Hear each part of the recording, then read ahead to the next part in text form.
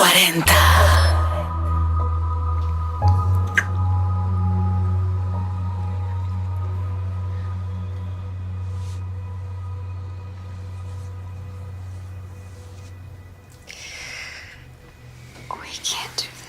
What if someone comes in? Hello? Anyone here? Anyone? You just have an answer for everything, don't you? How has Hardin changed since the first movie? He's changed a lot. He'll change throughout the process of the second one too, but he's changed a lot even in the time that we don't see. So from the end of the first one to the start of the second, it's not a long period of time, but he's definitely evolved in that time, and you can see it from the first scene you see of him in the second one. You can see he's changed a little bit and continues to throughout the course of the film. And how has Hero changed since the first movie? Do you know what? I don't think I've changed at all, I'd like to think. But how I deal with everything to do with the film and to do with everything that's happened has changed a lot. For example, on the first one, it was a lot more overwhelming. I was kind of like counting down the days and minutes, and this one has just flown by because we just got here. It was nice to see all the same people, nice to just get stuck in again. So I think the biggest change is my ease and enjoyment of the whole process because I'm more familiar with it now. How has been the most challenging part of playing Hardin to date? I think the just extremity of his emotions, like he's in both films, there's a lot of, he's an emotional person who goes to those lengths, and as an actor, you know, it's obviously can be daunting to do that stuff, but it's ultimately what you want to do to prove yourself as an actor, those kind of things. So I think it's the most challenging, but also it's exactly what you want, those big dramatic scenes. They're challenging but fun. Is it nice to have someone like Dylan Sprouse around this time? Oh, definitely. To be similar in age and for him to be so much more experienced than me, it's really nice to work with people who have that. Obviously, there's a lot to learn from them. He's a great, funny guy. I actually met him earlier, a few months before we started filming, going to a Ferragamo fashion show, and got to know him and his brother a little bit then. So it was really cool that he joined the cast, because I had no idea when I first met him, neither did he. So it was really nice for many reasons. Do you see yourself playing Hardin for a third time? Well, yeah, I hope so. I hope so. Yeah, I do. I think it will happen, I believe, but we'll just have to wait and see.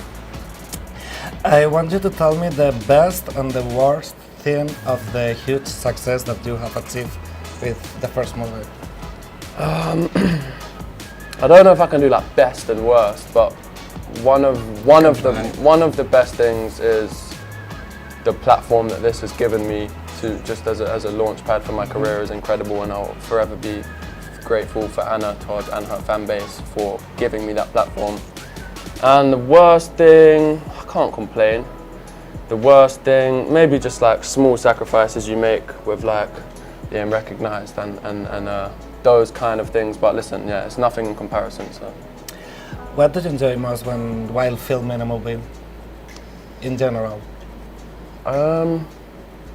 I like the fact that you get to know and work with other people. It's kind of like a group project where you go through tough times and disagree and stuff, and by the end you come out as like, you know, good friends who went through deep together kind of thing. Mm-hmm. So there's a nice kind of family feel to it all, and the fact we've come back next year, it's really cool to have the same group of people. That, and just when you're in a scene acting, in between the words action and cut, it's probably the most enjoyable time for me. In your own words, what can we expect from this second of the movie as fans? I think it's like your first question, the evolution of not just Hardin but Tessa too, and their relationship. We just keep telling the story. Yeah, both of them change a lot, and it's just really interesting to see them go about that. So yeah, the evolution of the characters is ultimately what I love most about this film. ¡Te se abre la puta puerta! ¿Es Hardin, Scott? Hardin, tienes dos opciones. O me follas o te largas. Tú decides. Anna, did you expect to be here shooting another installment of the after story? I did, I'm not gonna lie, just because of the success of the first one and how many people were so excited for it. I kind of knew, I mean, of course there was a little bit of doubt, but I pretty much knew, given how loved the first movie was, that we'd be back this summer. So I pretty much went right to planning this one. The first movie of After was your first time working on a movie. Do you feel more confident now? Yes, definitely feel a lot more confident. I've learned a lot. I'm still learning every single day, but I try to be as involved and see what's happening behind the scenes as much as possible, so then I can just take more from every time I'm on set. But I definitely have learned a lot this year. How have Tessa and Hardin evolved from the first plot? A lot. I mean, we see Tessa becoming a woman, essentially. She has an internship now. She's not hanging out at the campus. She's making new friends in Kimberly and people at her new job. She's just more sure of what she wants.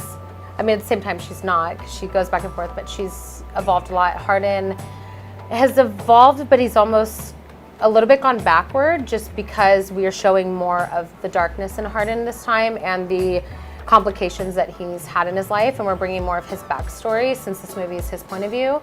So in a way, he's regressed a little, but he evolves so much over the course of this one film that they're both changing a lot. In this new movie, there's a new character which is a little bit problematic, and it's called Trevor. What can you tell us about him? I am so happy with the performance and the kind of way Dylan Sprouse has brought Trevor alive. In the book, I don't really love Trevor, even though I made him, but he drives me crazy because he's just always in the way.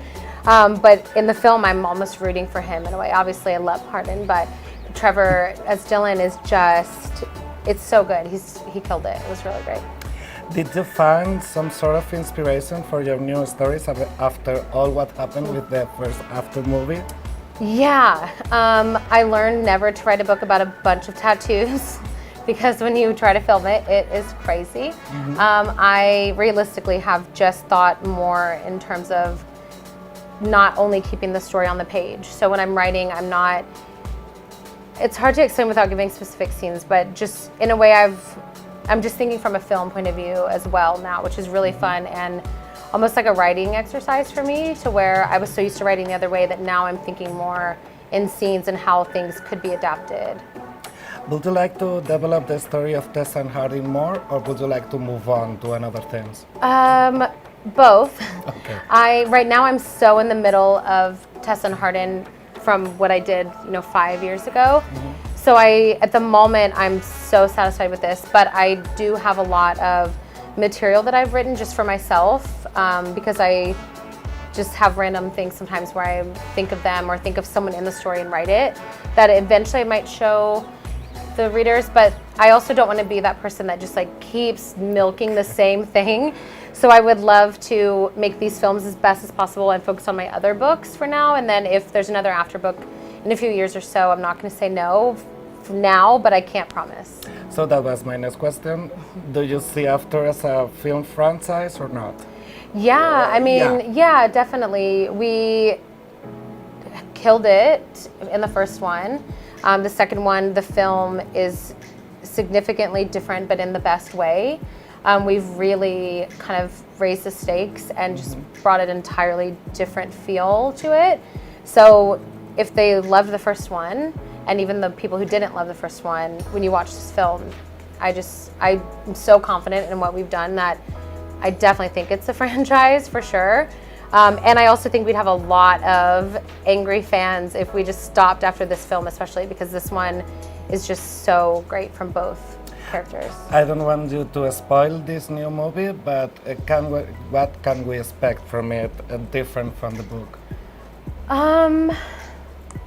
Just a couple of the storylines of side characters. It's really hard when you have an ensemble type cast, when there's so many characters. In the book, everyone has such a developed backstory in future and present, but you just can't do that on film because this is, at the end of the day, about Hardin and Tessa. And as much as I love these characters and it killed me to kill them off, essentially, we just can't have that many storylines in a film. And for me, the things that have changed, without spoiling anything, is just only to make the story better and to make the best film. Because as much as I know, and I love the books, obviously, but I'm also want to make the best film. So anything that didn't make it is just for that purpose of like, this is the best version of the film.